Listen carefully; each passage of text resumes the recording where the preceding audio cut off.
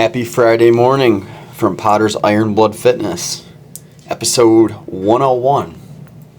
We have hit triple digits, folks. Got some legs in today. I was cracking up a few minutes ago because I was watching myself squat here, and as you can see, it almost looks like I'm tilted. And this is a long-standing joke between me and Ross and some of the boys that when I bench, I have one arm, and ironically it's my right side, that kind of drags behind. It doesn't come up even with the other arm.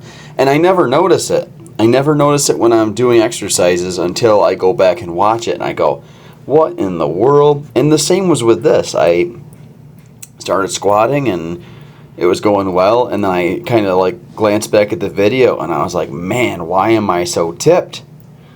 Might be something to look into on my right side, but it only seems to be bench and squat. I don't know if there's a parallel there. I don't have it on deadlift. I don't have it on standing overhead press. I don't have it on seated press. I don't have it on anything.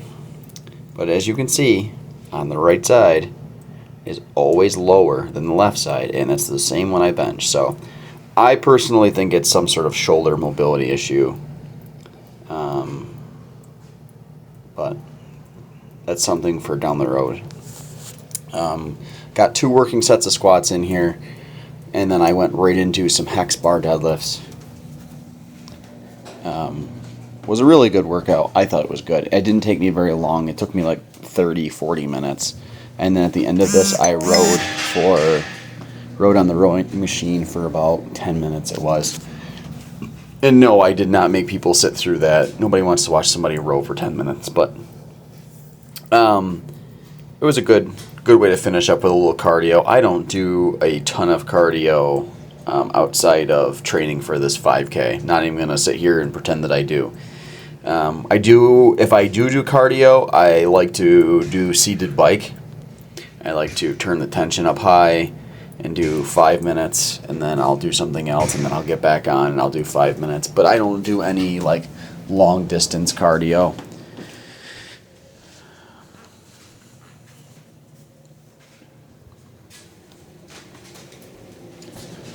I'd like to give a shout out to Josh Lewis for always letting me tape at co-movement while I'm up there. It was nice and quiet this morning, just the way I like it.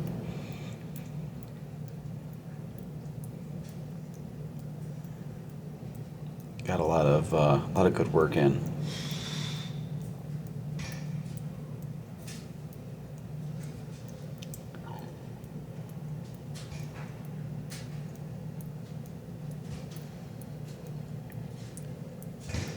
Yeah, don't seem to have that issue with the side on the deadlift. Seems to only be on squat and bench, which is fine. Last set of deadlifts here, and then I got into some goblet squats on the slant board. I've had a bunch of people comment and ask me what the slant board is. It's just a way to elevate your heels. And here it is right here. It's just literally like a little metal board.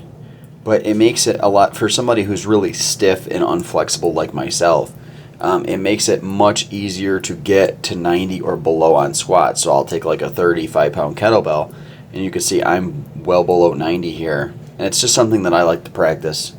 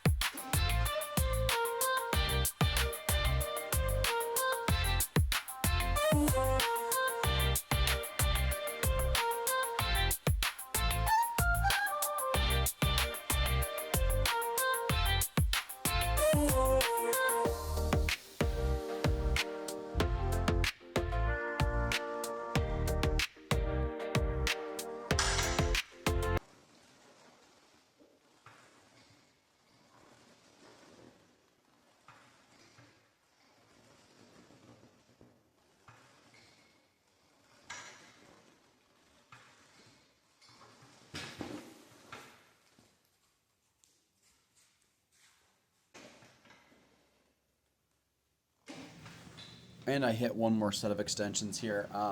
The one thing that I will mention, a lot of people have asked me about, because we've done a lot of extensions on the channel, is hand placement is one, and height of the extension itself.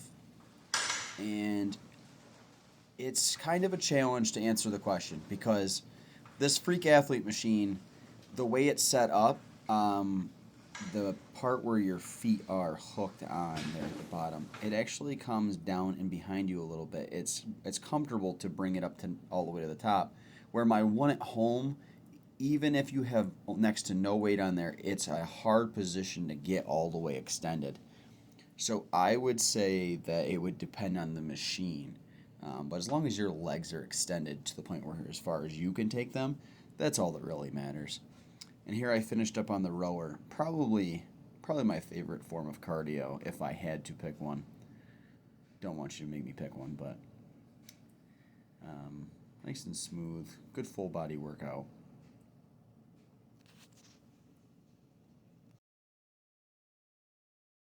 Well, that wraps up leg day. Hope you guys enjoyed that. Just a few sets per movement today. Especially when you do 2 compound lifts like deadlift and squat. You don't want to fry yourself out too bad on either. So 2 working sets of squats, 2 working sets of hex bar deadlifts. Then we got into some goblet squats and finished up with some leg extensions. And then I rode for about like 10 minutes, something like that, at a pretty good pace. I like the row at the end of the leg days when I do them at co-movement, just because I feel like I'm a little bit looser the next day. And I feel the same way like when I do legs in the morning compared to legs in the afternoon or night. If you do legs in the morning, the rest of the day you like walk around and you're kind of loose. You get a chance to loosen them up to where when you squat at night, which I did for 15 years, you squat heavy, come home, eat, and go to bed. You don't do much walking around or moving, so when you wake up the next morning, there's nothing worse than a leg day, especially like a heavy back squat day if you do it at night. And then the next 2 mornings are brutal if you don't get some sort of aerobic exercise in, or at least some really good stretching. So keep that in mind. We'll be back tomorrow, House of Swole, bench day with the team. Can't wait. See you guys tomorrow.